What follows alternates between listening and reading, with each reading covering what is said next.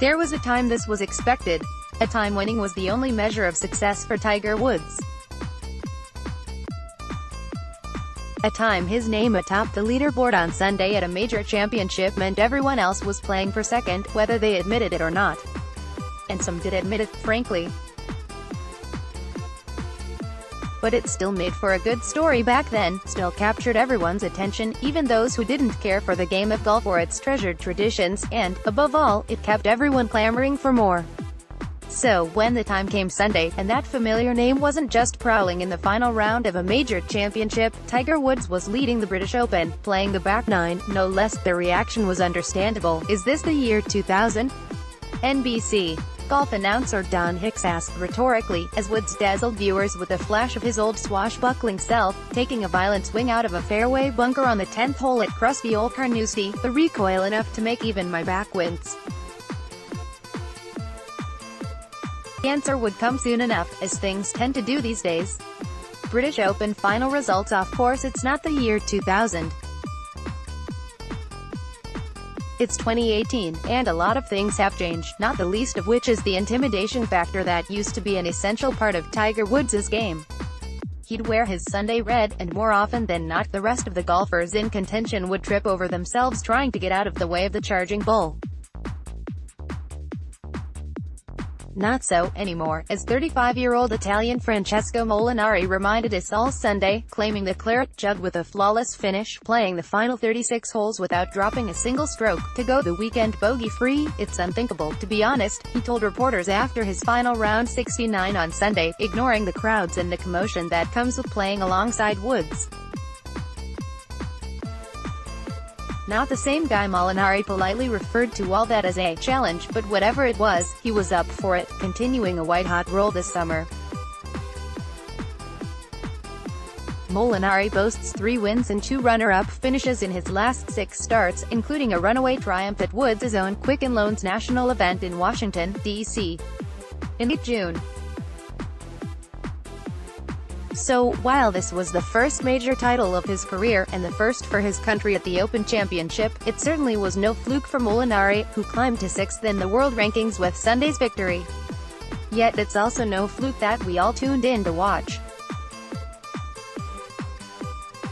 Sunday's leaderboard was a made-for-TV dream here in the US, with a dozen players packed at the top, highlighted by some of the game's biggest names: Jordan Spieth, Rory McIlroy, Justin Rose.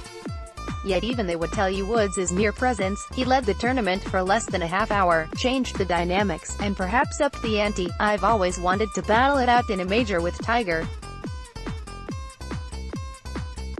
Who hasn't? Spieth said on the eve of the final round.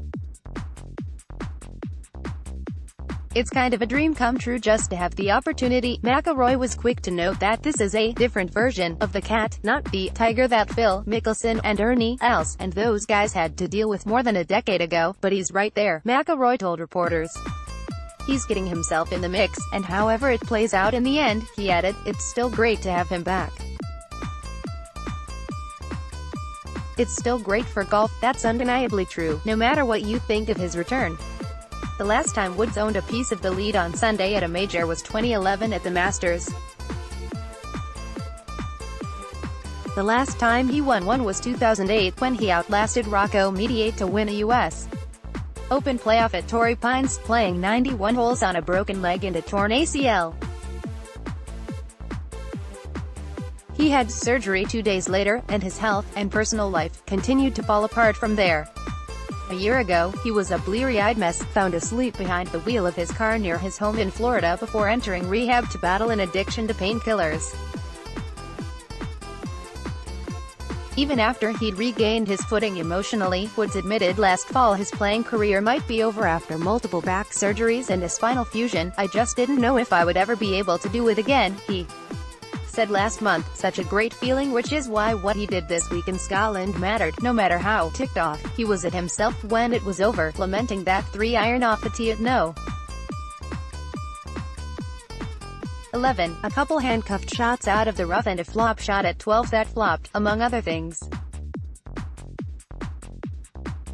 On the whole, he said, it was a blast just to be in the hunt again. And after missing a final birdie putt on 18, one that would have given him a share of second place, but nothing more, as it turned out, it was easy to see why, as Woods stopped to share a hug with his two children, who'd been following his round on the course. His daughter, Sam, who just turned 11 last month, was an infant the last time Woods won a major. His son, Charlie, wasn't born until 6 months after that. Their father's public persona has been more about salacious tabloid headlines than tournament wins ever since. So, yes, this was pretty emotional, he acknowledged, for them to understand what I was doing early in my career. The only thing they've seen is my struggles and the pain I was going through. Now they just want to go play soccer with me. Man, it's just such a great feeling. Indeed, his back might be fused, but his mind seems free and clear now. And while Jack Nicklaus' coveted record of 18 major titles still seems out of reach for the 42-year-old Woods, the growing notion he'll finish his career stuck at 14 is on shakier ground now. Television ratings, meanwhile, have spiked in conjunction with Woods' comeback, at the Masters, at the Players' Championships, even at last month's National, which will be replaced on next year's tour schedule by the tournament here at Detroit Golf Club. And there's a reason there's a $10 million made-for-TV match game being planned that'll feature Woods versus Mickelson. People will watch. For those who weren't watching, Woods just made things that much more interesting.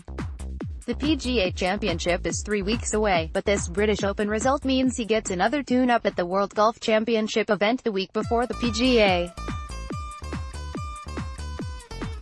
The top 50 players in the world rankings get into that event at Firestone Country Club in Akron, Ohio, the scene of Tiger's last PGA Tour win in 2013, and for the first time in 4 years, Woods, who was ranked as low as 1,199th last Thanksgiving, can now count himself in that group. He's now 50. He's also giving U.S. Ryder Cup captain Jim Furyk something to think about as he mulls his roster for September's biennial showdown in France. Furyk announced last winter that Woods would be part of the U.S. team as a vice-captain. But Woods is making a strong case now to be a player coach as one of Furyk's 4 captains' selections. A few weeks ago, Furyk called Woods' return to form an eye-opener. Sunday, we all got another glimpse of just what that meant. John.Niyo at DetroitNews.com, Twitter.com/JohnNiyo.